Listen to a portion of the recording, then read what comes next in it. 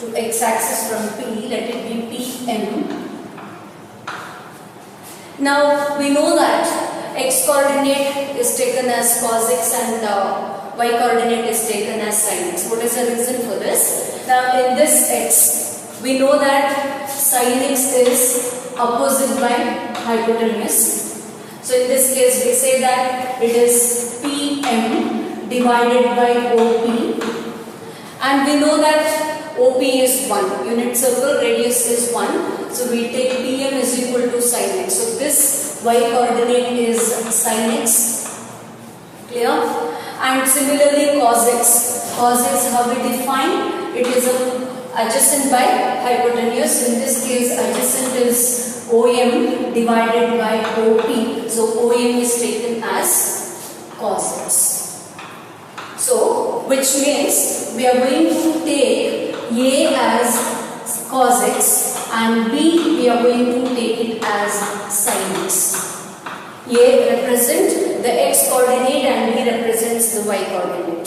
So in this case if we observe, cos x is a value which is between -1 to +1, and similarly sin, it is a y coordinate, this is also between -1 and +1. So we say that cos x always lies between -1 to +1, and also sin x range is between -1 to +1. Important to notice. And along with this we discussed previously that if the angle is measured in the counterclockwise direction, angle is positive. Now what happens if we measure it in the clockwise direction? So let me take this as -x radian, -x. Let me drop the perpendicular, so this let it be the point, let me take it as Q. Now what are the coordinates of Q? Now this is 0, -1, so the coordinates of Q is A, minus B.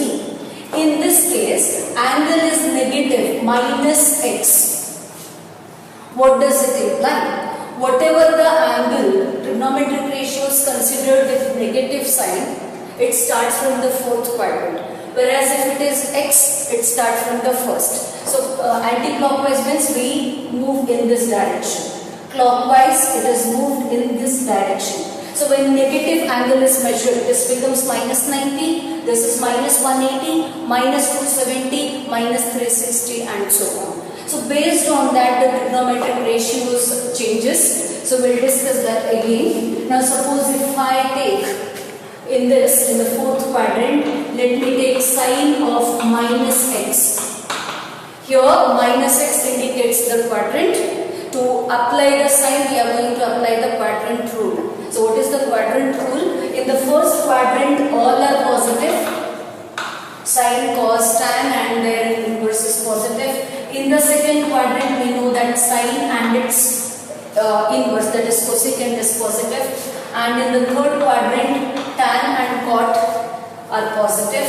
And here, cos and secant positive. So based on this, we are going to decide the sign of the trigonometric functions.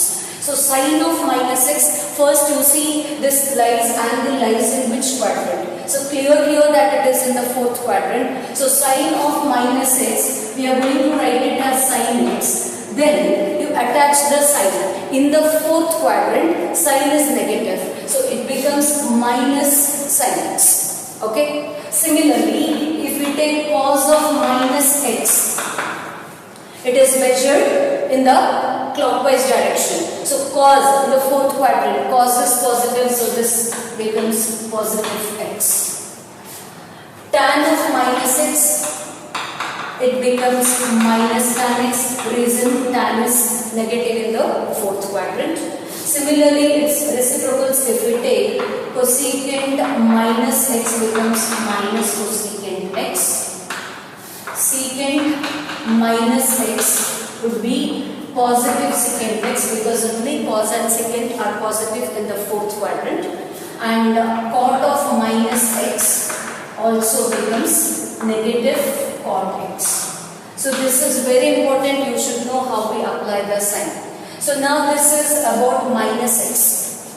And also we discussed about the angle traced here. Before the rotation it is 0, and after the rotation it becomes pi by 2 or 90 degree, and here half rotation traces 180 degree, or we can take it as pi, and here it becomes 3 pi by 2 or it is 270 degree. So based on this we studied about quadrantal angles. 0, that is angle 0 when it is like cos 0 would be 1 and sin 0 is 0. And similarly here cos 90, so this represents cos A, B. Remember, x coordinate is represented by cos x and y coordinate is represented by sin x. So here it is 90 degree, so we say that cos 90 is 0 and sin 90 is 1. On the other hand, when we turn this side, that is half circle, semicircle, angle traced is 180 degree. In this case cos pi or 180 is taken as minus 1 and sin 180 is taken as 0. Similarly here 270 degree, cos 270 becomes 0 and this becomes minus 1. So in this case one important concept what we studied is whenever the angle comes on x-axis, like here whenever it is a multiple of pi, we find that sin becomes 0. So sin x would be 0 if and only if x takes the value n pi where n is some integer.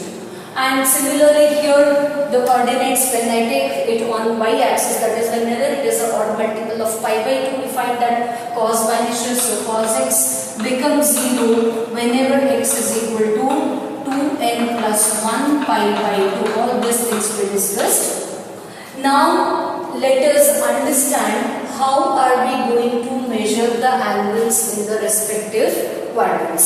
So for this, let me draw this again. In a unit circle, we'll divide the unit circle into 4 quadrants, and then this is the unit circle. Let this be the center of the circle, and this is x-axis, y-axis,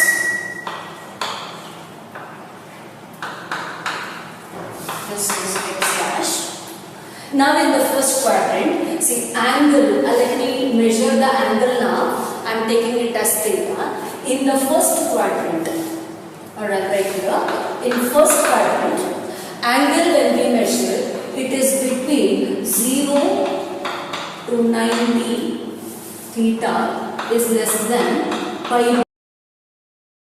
Between 0 to 90, we are going to consider the angle in the first quadrant.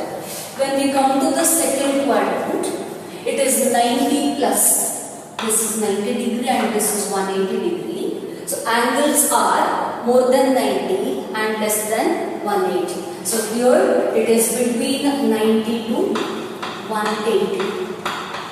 Remember this, even you can write it in the radian form. So this becomes pi by 2 and this is pi.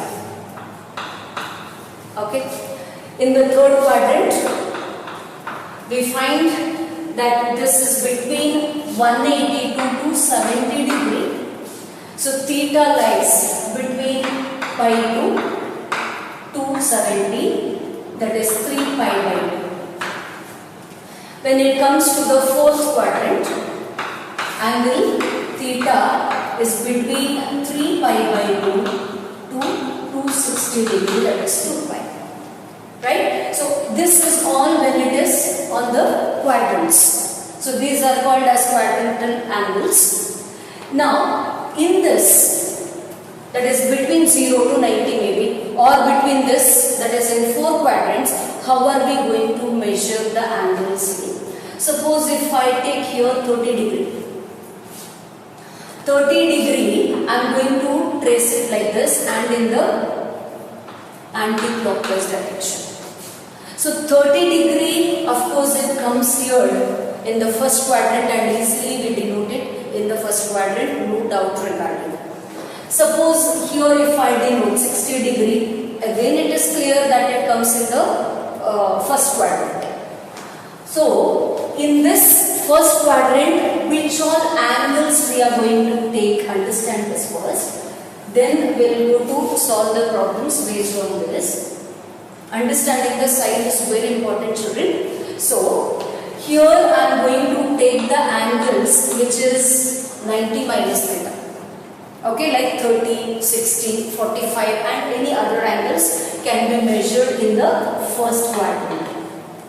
In the second quadrant, it is 90 plus theta, that is when you measure like this. In this direction when you measure, it becomes 180 minus theta. So angles in the second quadrant is 180 minus theta or 90 plus theta. When we come to the third quadrant, here it is 180 more, that is 180 plus theta or less than 270 degree. So it is 270 minus theta.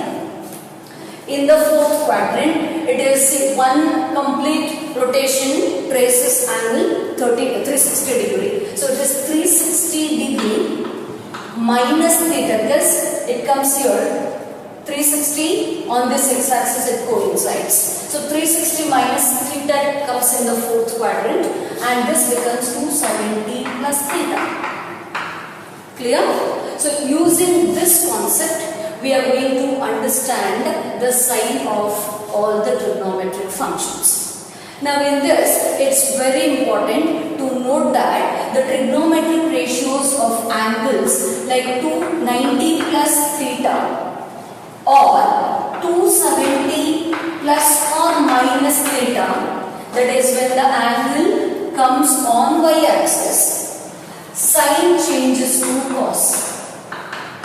Clear? Very important thing, you have to make a note of this. So whenever the trigonometric ratios of this 90 plus or theta or 270 plus or minus theta, sign changes to cos, cos changes to sine, tan changes to cot, similarly secant changes to cosecant and cosecant changes to secant.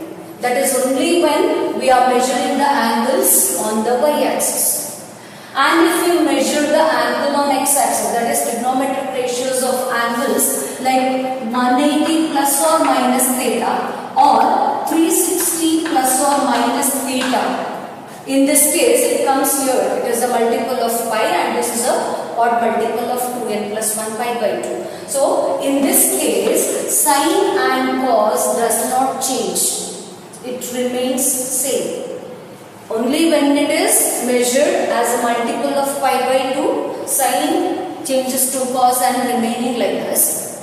Whereas on this trigonometric ratios, it can be tan, cos, secant, any trigonometric ratios you take. But whenever you take these angles, sine remains sine, cos is cos, tan same. So similarly the remaining. So how we are going to decide the sign, we'll see. Now I will write all the angles and their respective measures and let us understand the sign of the trigonometric ratios in 4 quadrants. So let me take the angles here.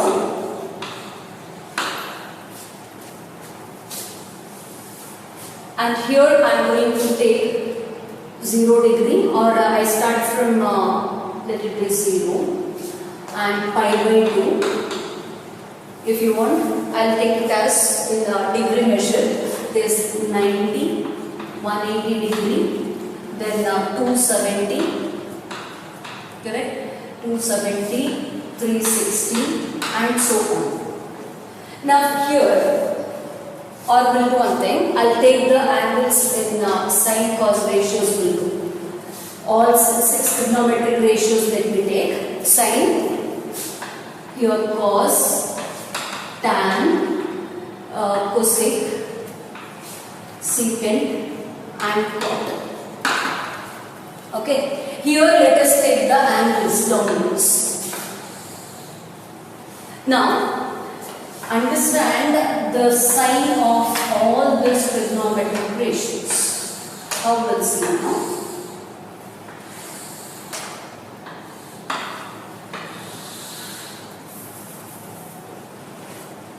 Let me take minus theta.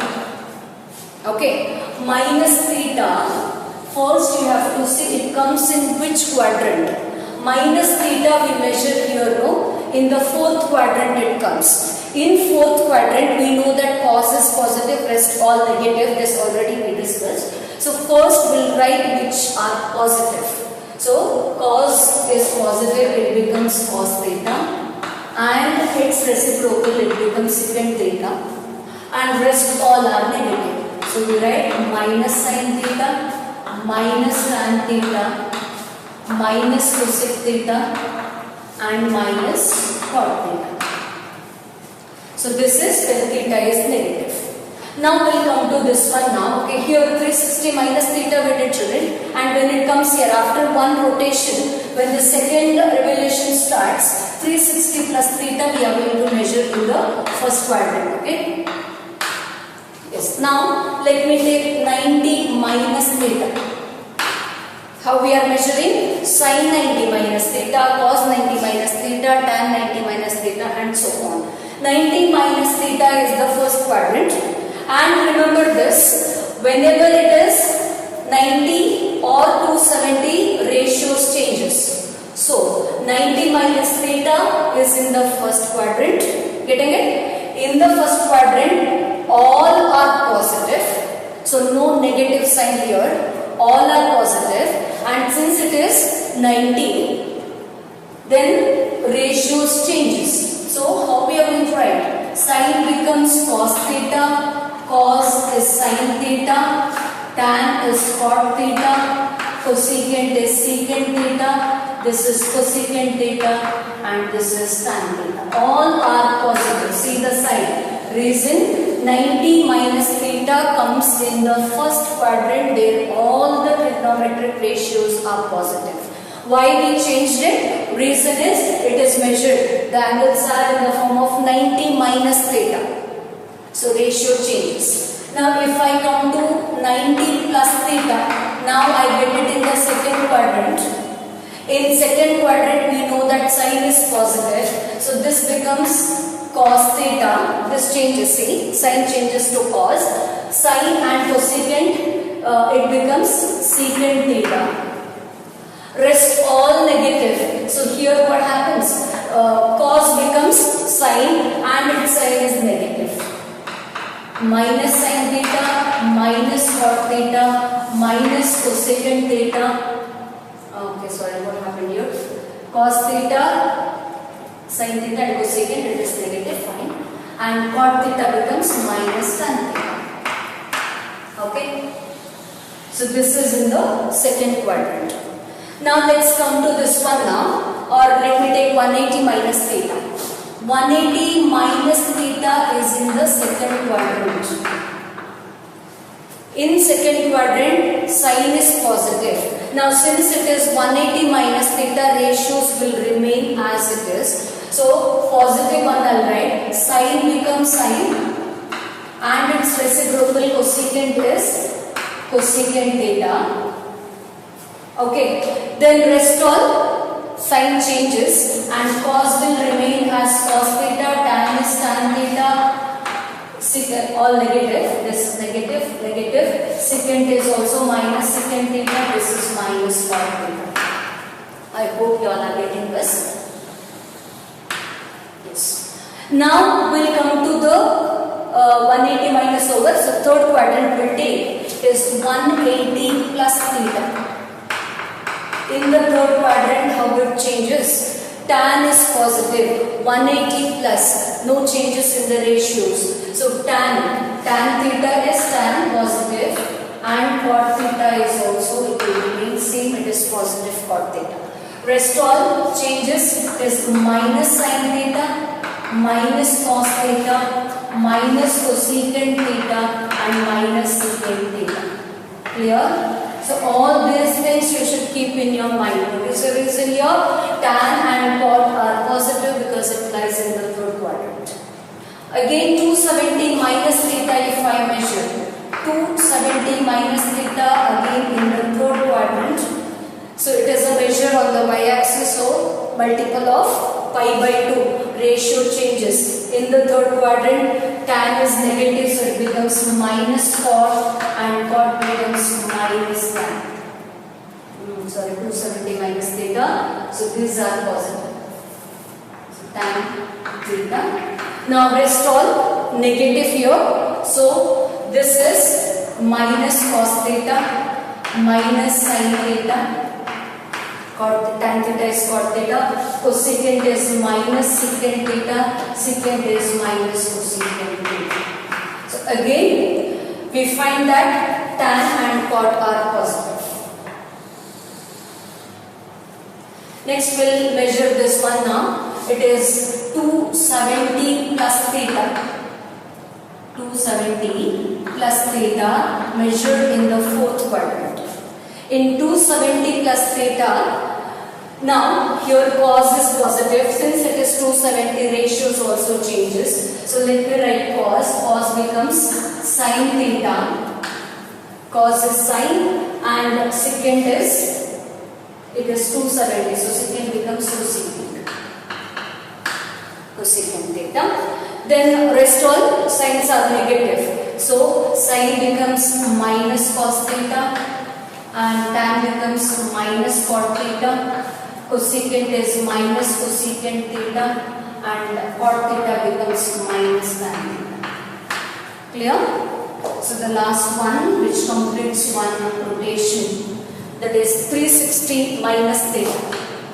360 minus theta, the ratios will not change. Sin is sin, cos is cos. So 360 minus theta, again it's in the fourth quadrant, cos is positive. So I am going to write it as cos theta and the secant theta will be secant theta, rest all are negative. So this is minus sin theta, tan is minus tan theta, cosecant is minus cosecant theta, and cot theta is minus cot theta. Clear? So these are the important thing which you have to note, and if you get any doubts, rewind the video and check it. So don't leave it till you become perfect. Yes? You can write this.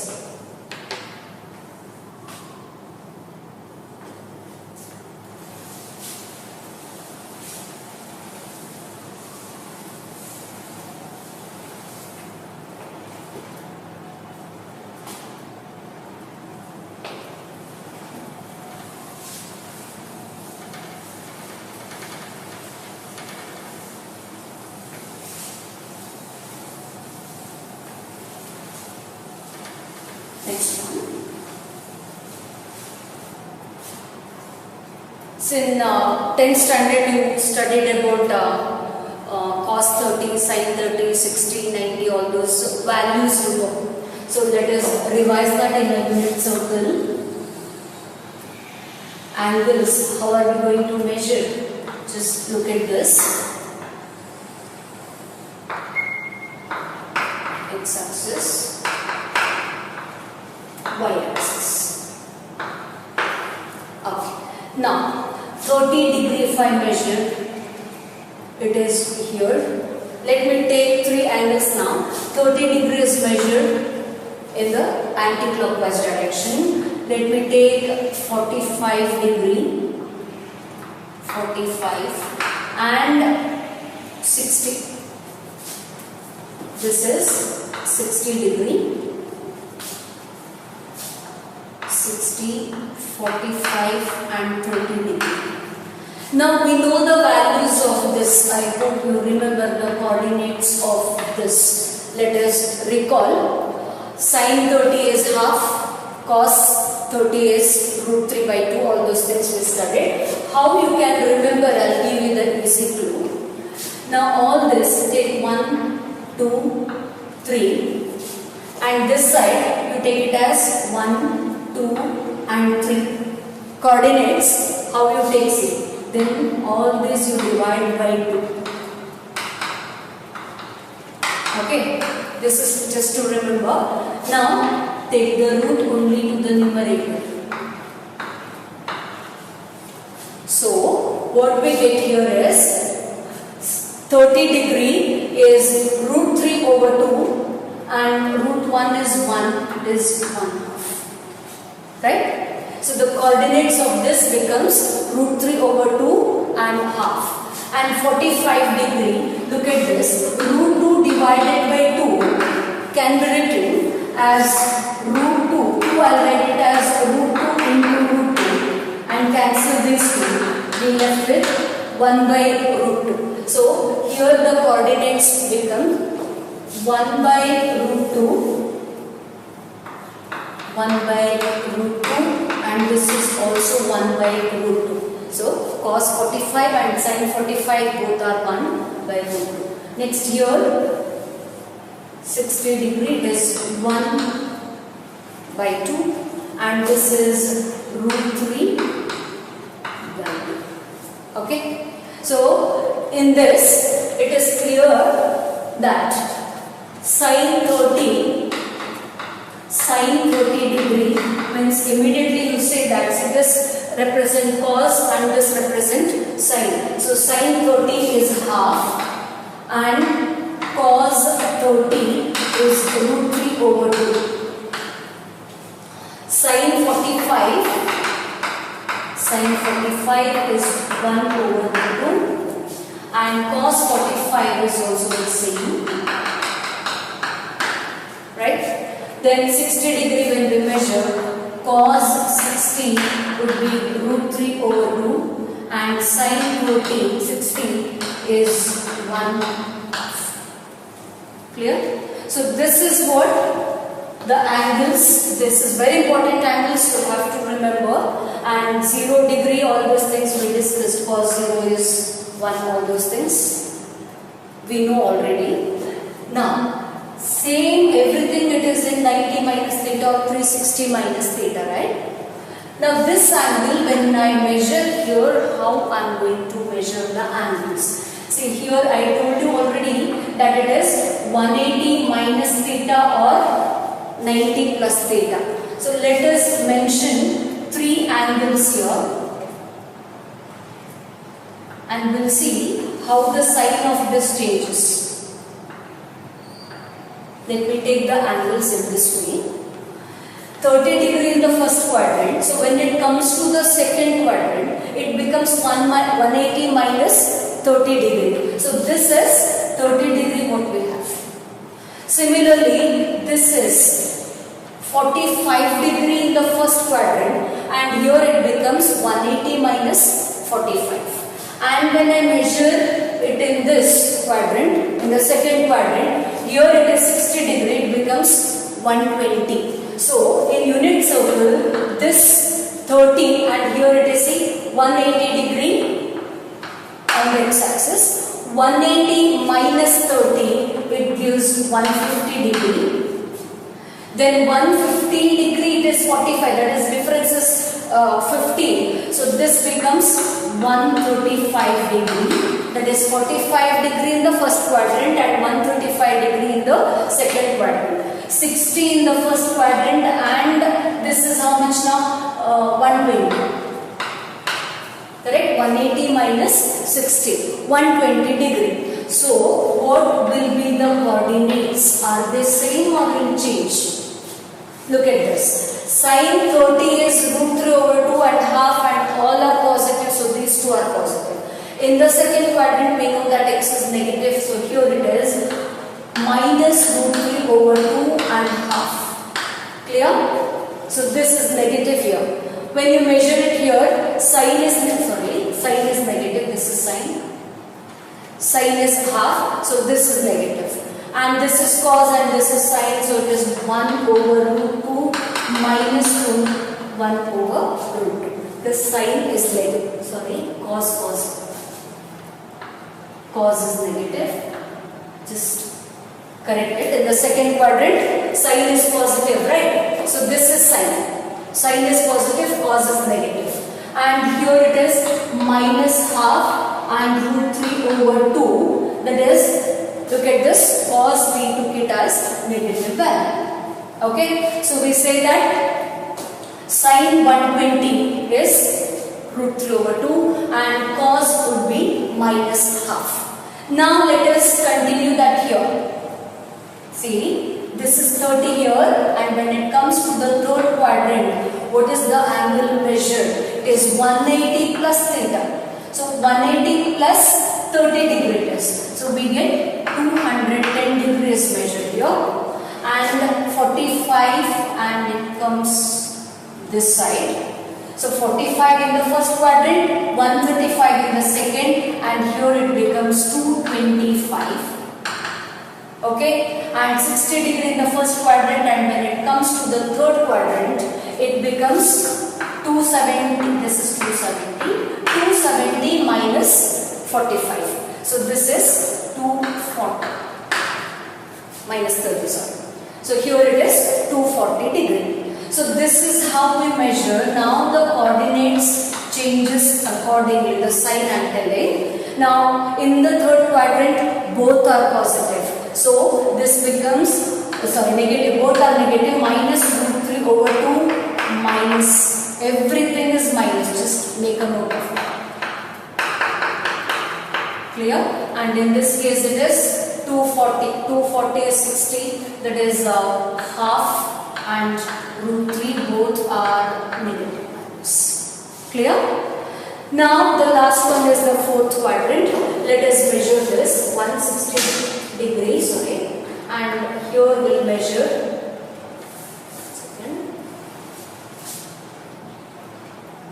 So I measure it like this, 30. Now here when I measure this, 30 becomes 150 here, and here it becomes 210, and in this case, now see the whole one circle when it completes, it traces 360 degree. So this becomes 360 minus 30 degree. So this is 330 degree. Clear? Now 35 here, and when it is coming to the fourth quadrant. So 45, and this is 120, it comes here. So let us measure it now. 270 plus theta, that is, it is 300, and this is 315, and this is 330. So again, the coordinates, which one changes, you see.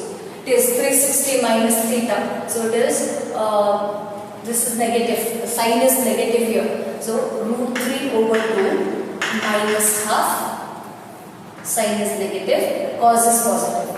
1 over root 2 minus 1 over root 2. And in this case it is minus root 3 over 2.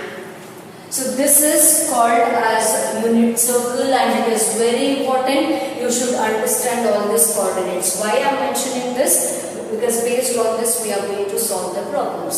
Is that clear?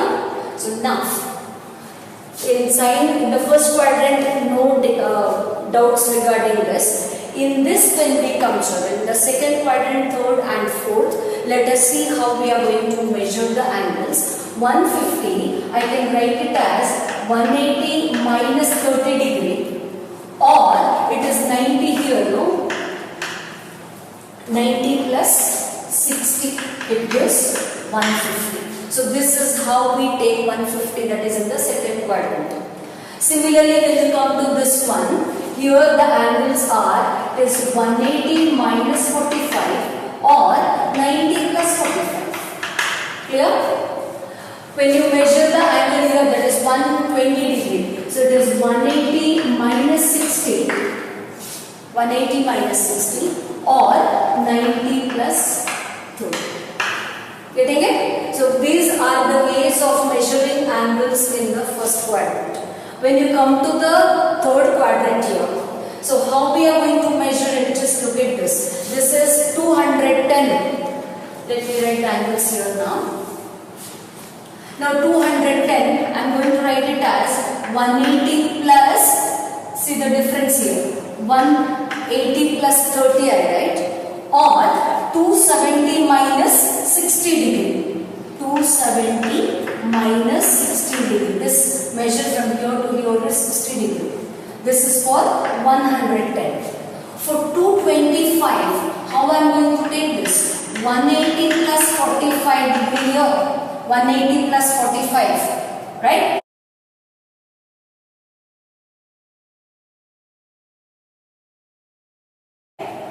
(180 plus theta). 210, 225, 240. Fine. So next one is 270 degree minus 45. This is for 225. 240. I am going to take it as 180 This is what? Plus 60 degree 240 or 270 degree minus 30. So all these measures you should remember. We'll come to this now, 300. So 300, from here I'll start. This is 360 minus theta, that is 360 minus 30 degree. Get it? Which is 330 degree or 270 plus 60 degree. Clear?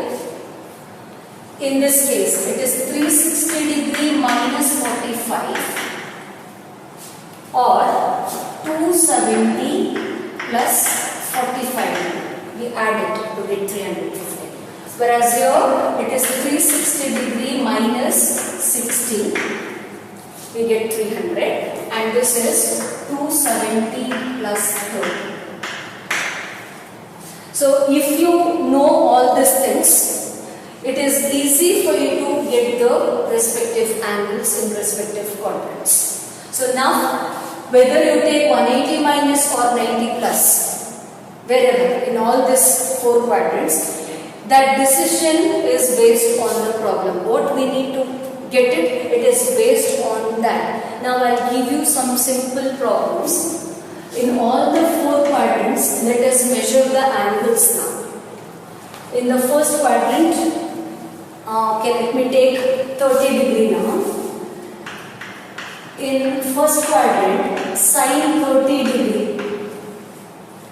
We know sine 30 is half. Okay. Now cos 60, that we'll discuss later now. Now we'll come to 30 degree, we'll come to the second quadrant.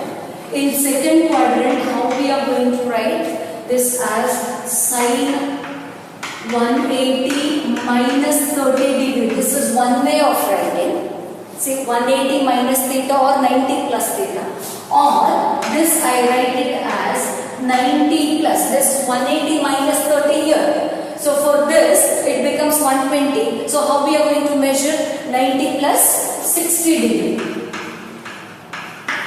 Okay. 180 minus 30 is 150 degree. Now see, 180 minus theta, that is 180 whenever it is there on the x-axis, we know that it will remain as same. So this value, that is the first one I am writing, it is sine 30.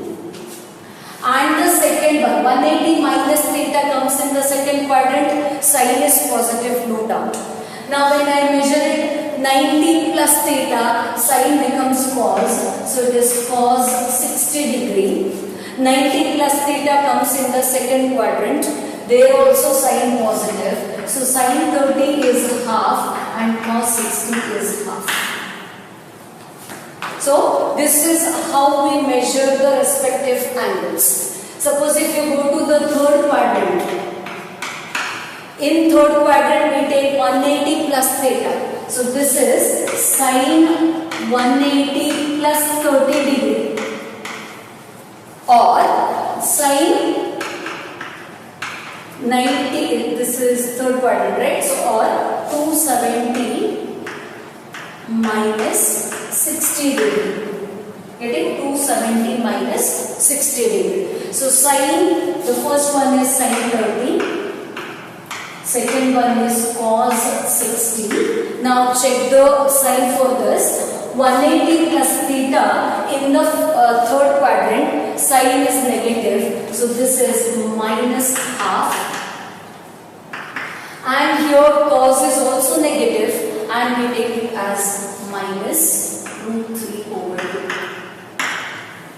Okay. Cos 60 is negative. Now let us measure. This is minus half. Similarly, 45 degree if I consider.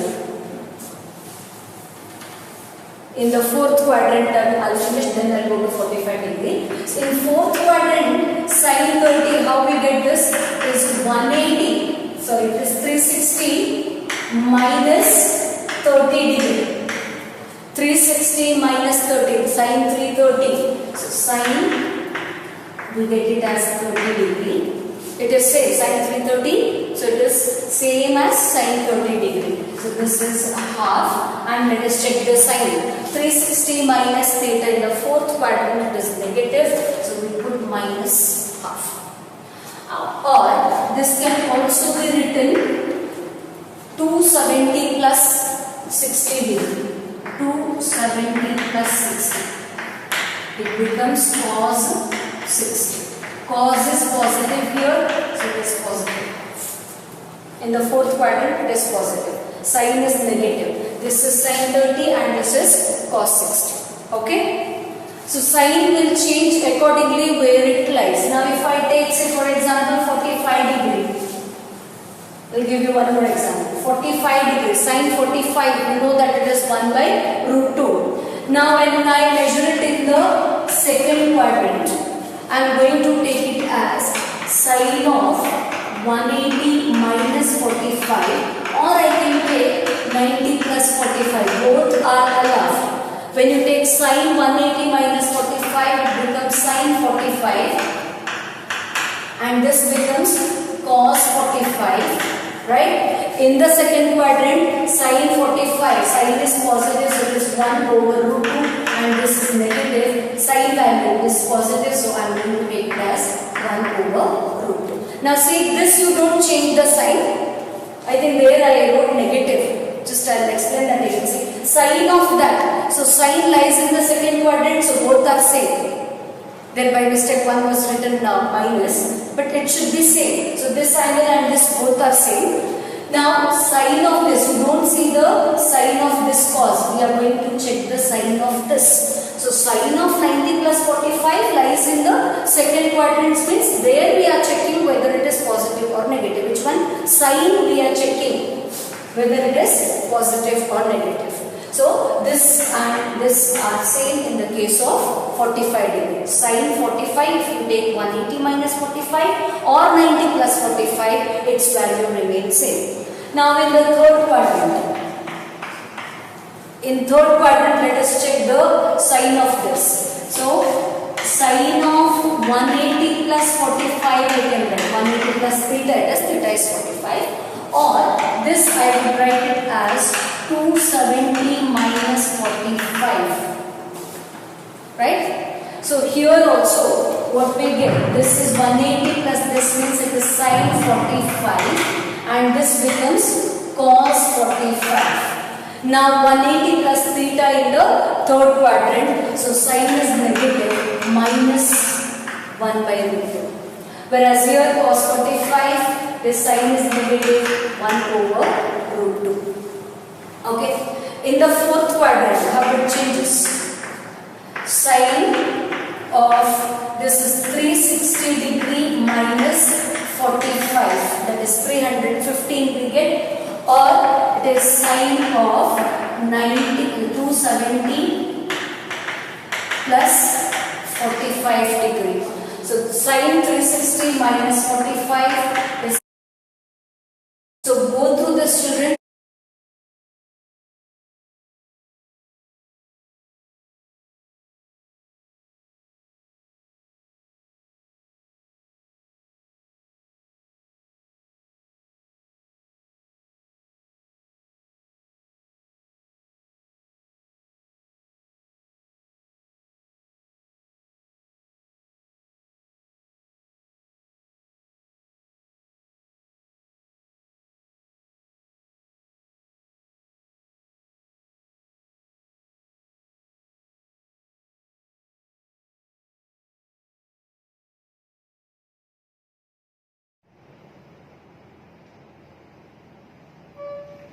Hello students, last class we studied about work, energy, kinetic energy and work energy theorem, spring force and all, right? And we listed some basic formulas of integration and differentiation. Just recall it once. The differentiation of any constant, gives 0. Differentiation of constant is equal to 0. And differentiation of x with respect to x is equal to 1. And the differentiation of x to the power n with respect to x is equal to n into x to the power n minus 1. And differentiation of u to the power n divided with respect to x. The differentiation of u to the power n with respect to x is equal to n into u to the power n minus 1 into du by dx. Okay. These are the basic formulas for differentiation. And for integration, see the symbol for integration. The integration of dx is equal to x. Integration of dx is equal to x. If the integration of dx between the limits a to b means it becomes, we have to apply the limit, that is a, b. Here a is the lower limit value and b is the upper limit value. Then first we have to substitute the value of upper limit in place of x here, that is b, minus in place of x we have to substitute the value of lower limit, that is a. Okay, this is the value of integration over a to b dx. Integration of dx in between the limits a to b is b minus a. And integration of x to the power n into dx, which is equal to x to the power n plus 1 divided by n plus 1. Okay, these are the basic formulas for integration. Formulas of integration, and these are, yeah. Please remember this formula.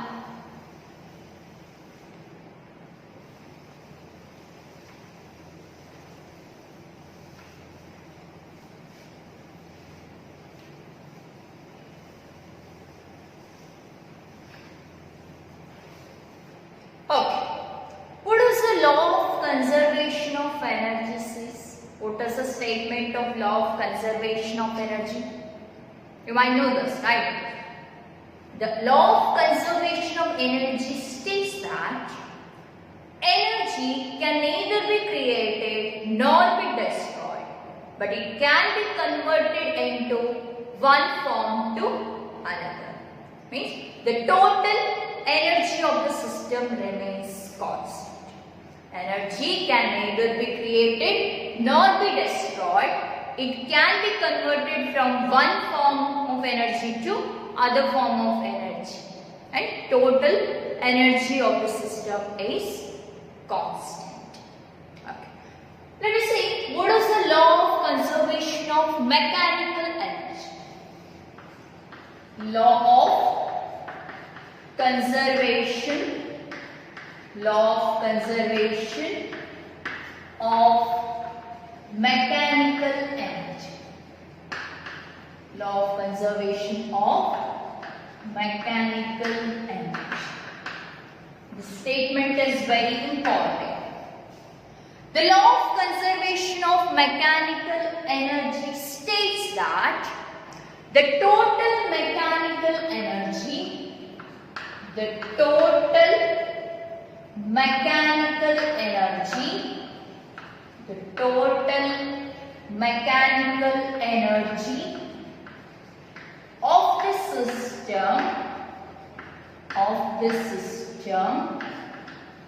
of the system is conserved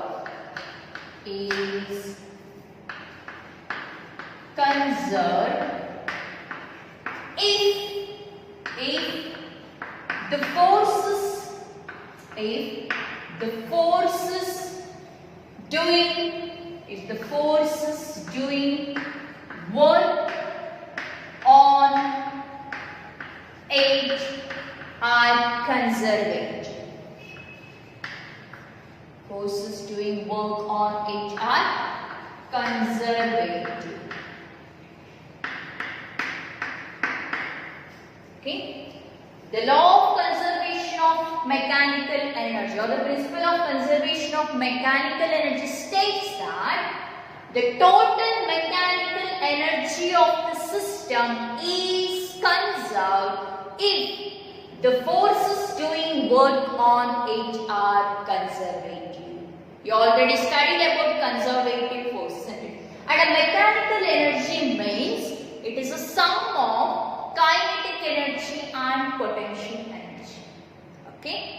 This law of conservation of mechanical energy states that the total mechanical energy of the system is conserved if the forces doing work on it are conservative. Okay, this is a statement of law of conservation of mechanical energy. Very important. And next you have one important concept. In that you are going to show the law of conservation of mechanical energy is valid for a body which is falling freely under gravity. Okay, just take the question.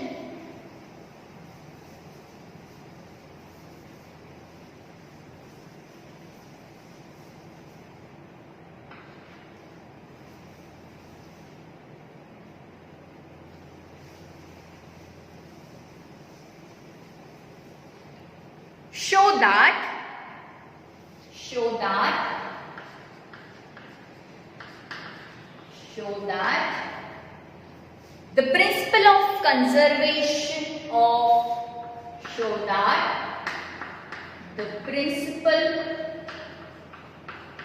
the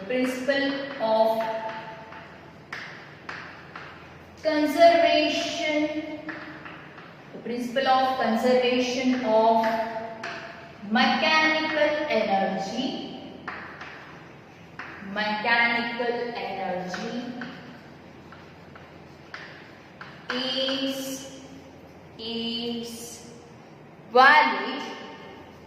is valid in case of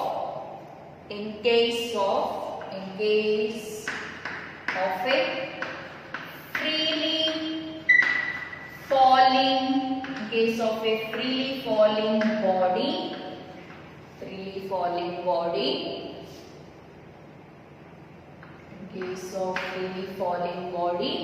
under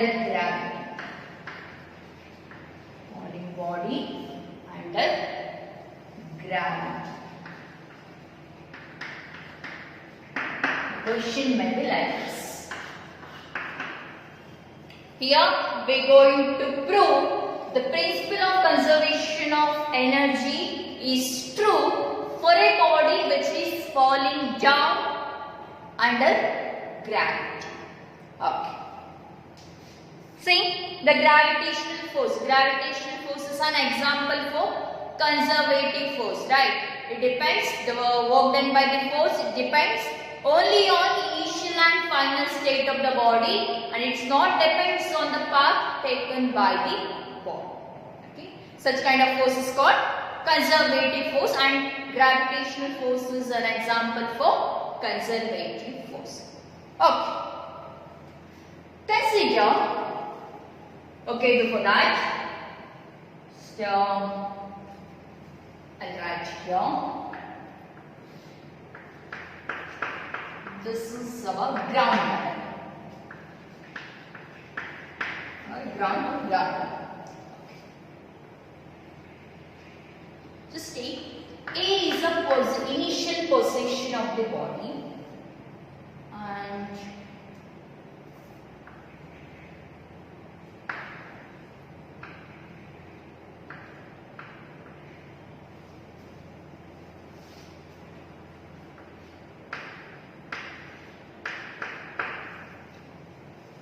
see, A, B, C are the different positions of a same body when it is falling down under gravity.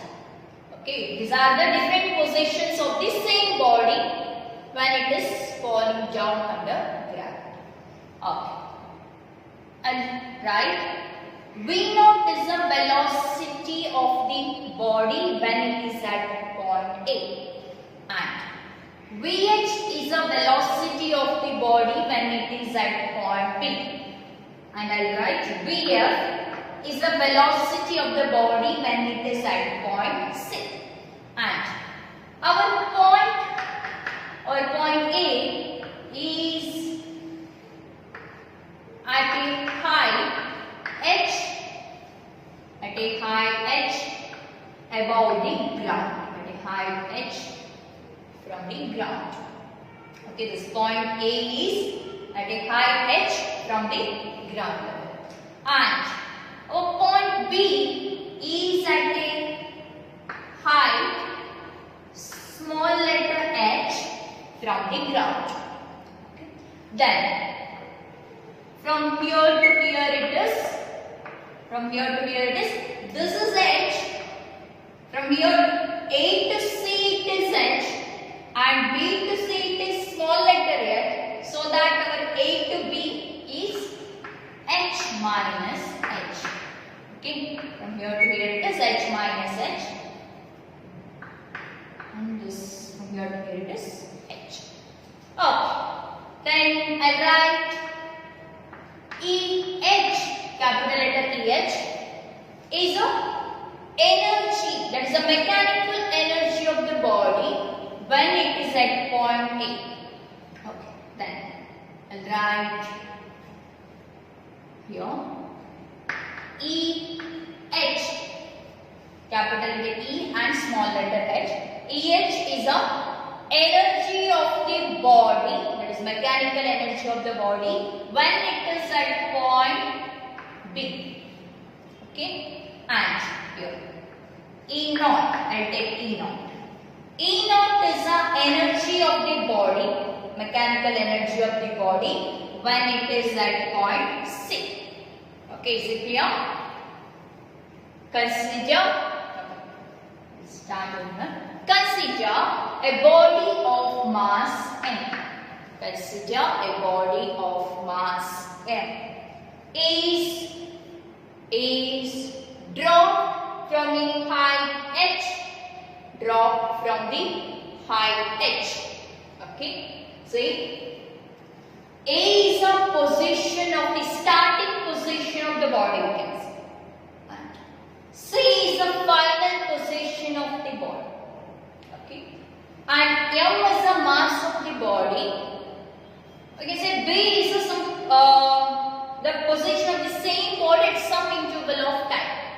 Okay, this A, B, C are the different positions of the same body when it is falling down. As the body falls down, the A and B are the different position of the body. Okay, M is the mass of the body. Okay, and we know the mechanical energy, the total mechanical energy is equal to the sum of kinetic energy and potential energy, right? Sum of kinetic energy and potential energy. So that I can write it is half mv square plus mgh. This is my expression for, this is our expression for gravitational potential energy, right? So it is mgh. Where m is the mass of the body, v is the velocity of the body, g is the acceleration due to gravity, h is the height of the body from the ground. Height of the body above the ground. Okay. This is mechanical. Say total mechanical energy. Total mechanical energy is a sum of kinetic energy and potential energy. In this concept, we are going to show the mechanical energy, the total mechanical energy of the body is saved throughout the path of the body. Okay?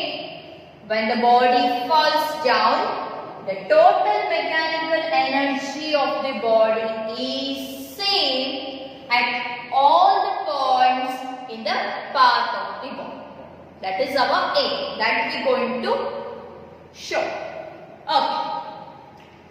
First, go for point A. At point A. At point A. Okay. At point A, we know V0 is the velocity of the body and EH is the total mechanical energy of the body.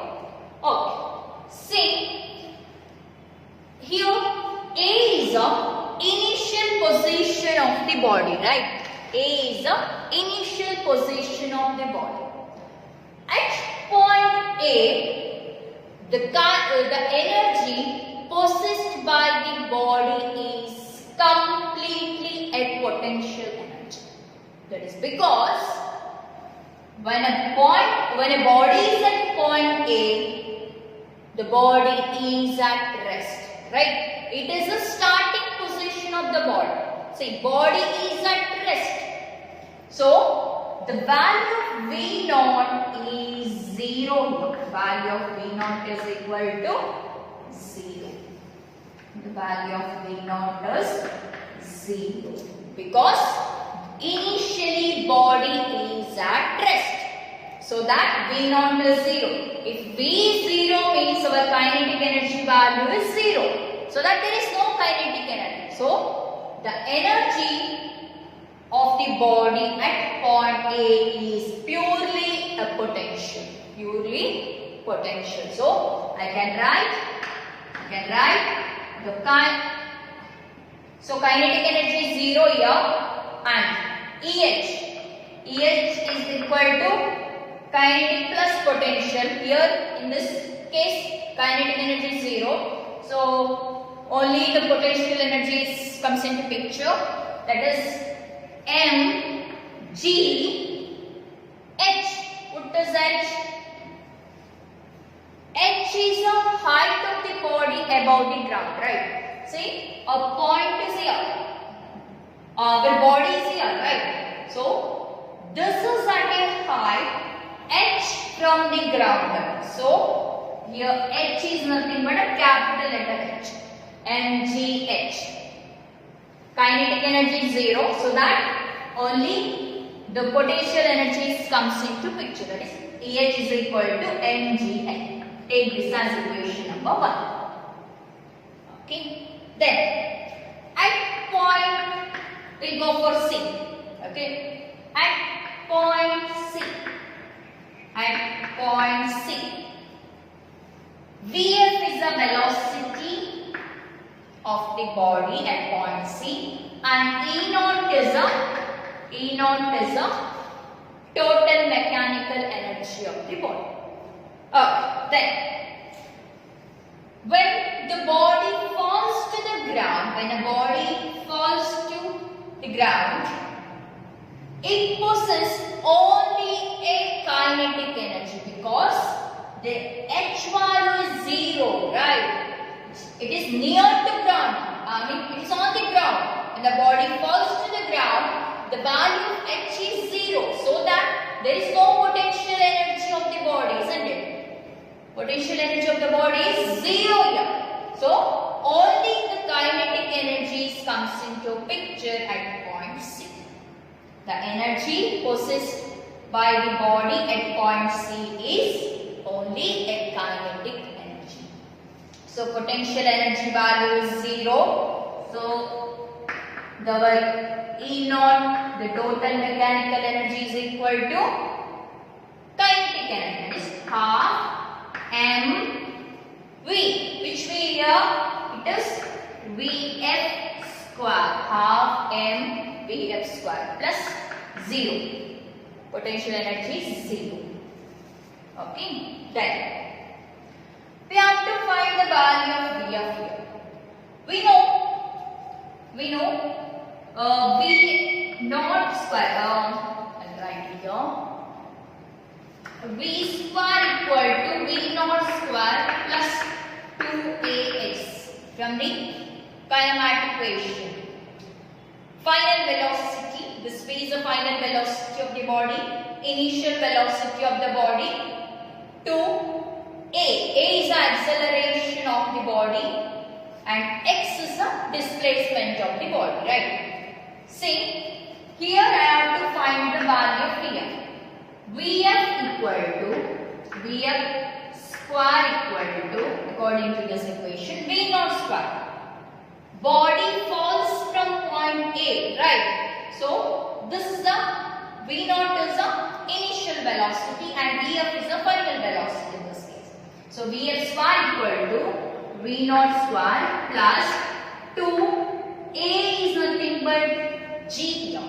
That is because acceleration due to gravity. The acceleration due to gravity is represented by G, right? So just replace this A by G. X, what is the displacement? From here to here, what is the displacement? That is equal to capital letter H, right? So 2gh. The value of x here is h. The distance from C to A that we have to write. The displacement value. This is our displacement value here, right? So we have to write in place of x this h. And we know V naught is 0, isn't it? V naught value is equal to 0 because initially the body is at rest, so the value of V naught is 0. So our equation becomes Vf square equal to 2gh. This is our value of Vf square. Just substitute this value in this equation so that our A naught is equal to half into m into Vf square. In place of Vf square, I can write it is 2gh. Okay. Here 2 get cancelled. Remaining is E naught equal to mgh. I will take this as equation number 2. Okay. E naught equal to mgh. This is at the position C. Up then go for position B. At point B. Say initially when a body is at A, the energy possessed by the body is completely a potential energy, right? As body falls down, the potential energy of the body goes on decreases as it comes near to ground, but the kinetic energy of the body goes on increases as it falls down. Okay, the potential energy of the body gets converted into kinetic energy as it falls down. Okay, the potential energy goes on decreases, but the kinetic energy value goes on increases. Okay, at point B. At point B, the body possesses both potential energy as well as kinetic energy. Okay, so that at point B, Vh is the velocity of the body and Eh is the mechanical energy of the body, right? So I can write the mechanical energy of the body is the sum of potential and kinetic energy. Potential energy and kinetic energy. What is the kinetic energy value? It is half mvh square. Vh square. This one, right? This we have to write. Vh is the velocity of the body at point we know. So half mvh square plus potential energy, that is mgh. The potential energy values, the distance we always taken from the ground, no? So point B is here, right? So what is the distance? What is the distance of this point B from the ground? It is h, isn't it? Our body is here. This is at the distance h above the ground, isn't it? So this h value we have to take for potential energy, mgh. Okay, I hope it is clear. Yes. Then again we have to find out the value of Vh, same as this concept. Okay. We have, according to this equation, say now this is the initial position of the body and we are finding the value of Vh, isn't it? So Vh is the final velocity of the body now. V0 is the initial velocity and Vh is the final velocity of the body. So in place of final velocity we have to write it as Vh square is equal to V0 square plus V0. This is the initial velocity. Okay. Plus 2g, according to this relation, here acceleration due to gravity, right? So A is nothing but g, acceleration due to gravity. X. What is the x value from A to B? This is equal to capital letter H minus small letter h, isn't it? The distance from point A to B. This is our initial velocity. This is our final velocity. And the displacement is equal to h minus h. So this is h minus h. Okay, just simplify. And V0 value is 0, right? So I can write Vh square equal to 2gh. 2gh, just multiply this to 2gh minus 2gh. Don't confuse with this capital letter H and small letter h, okay? Yes. This is our value of Vh. Just substitute the value of Vh in this equation in place of this Vh square. Okay?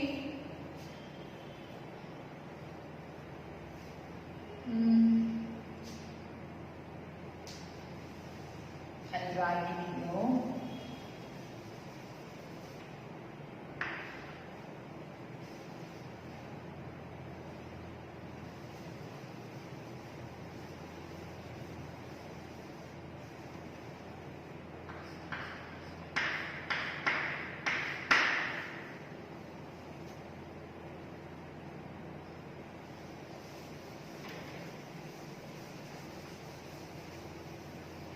Okay, just substitute the value of Vh in this equation.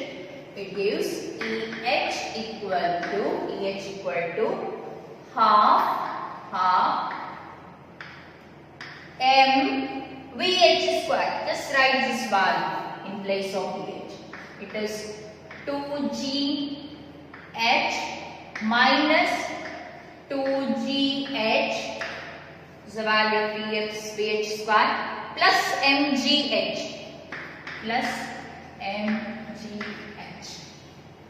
Okay. Then our EH is equal to half m. Just multiply this. It is 2gh. Right. Then multiply this half m to this term. It is half m into 2gh plus mgh. A simple simplification, isn't it? Which is equal to, it get cancelled, remaining is mgh minus, here 2 get cancelled, minus mgh plus mgh. I'm sorry, mgh.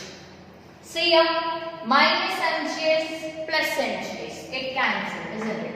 So the remaining is EH is equal to mgh. I will take it as equation number 3. Okay. Just consider equation number 1 and equation number 2 and equation number 3. See, the value is same No. That means the mechanical energy, the total mechanical energy of a body is same at all the points in the path of the body. Hence, the mechanical energy of the freely falling body under gravity is conserved. Okay, that is a conclusion, isn't it? mgh, here also we got mgh. At points B also we got mgh, isn't it? At all the points in the path of the body, the total mechanical energy is same. That is, it is conserved. This is a proof. Important for 5 marks. Okay. Statement as well as proof of this. Yeah, this proof is important. Okay.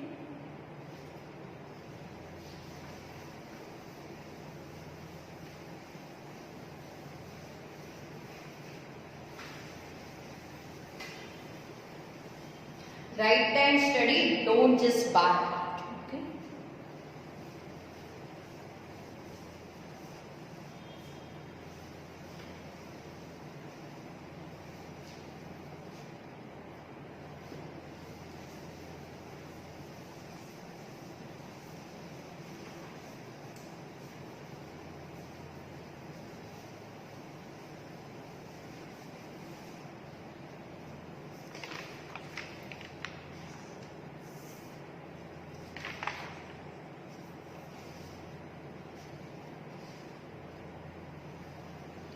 Okay, the next concept, it is power. Power. Okay. Power is defined as the time rate at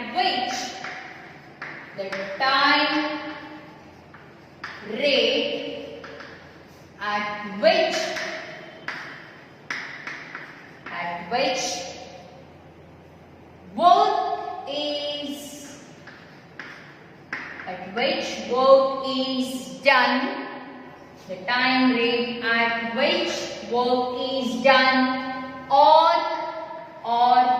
energy is transferred,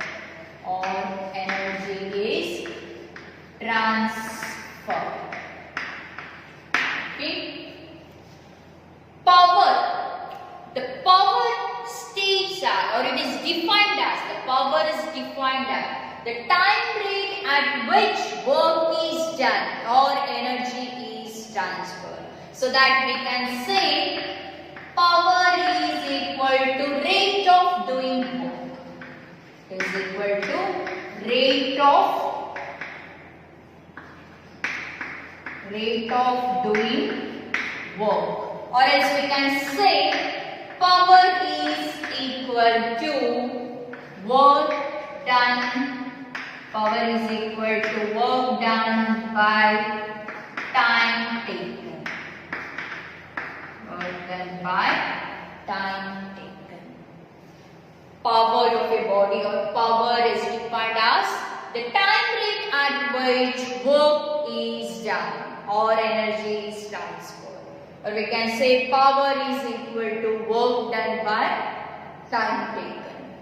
When the power of a body is a measure of, the power of a body measure how fast the work is done. Or we can say when a body takes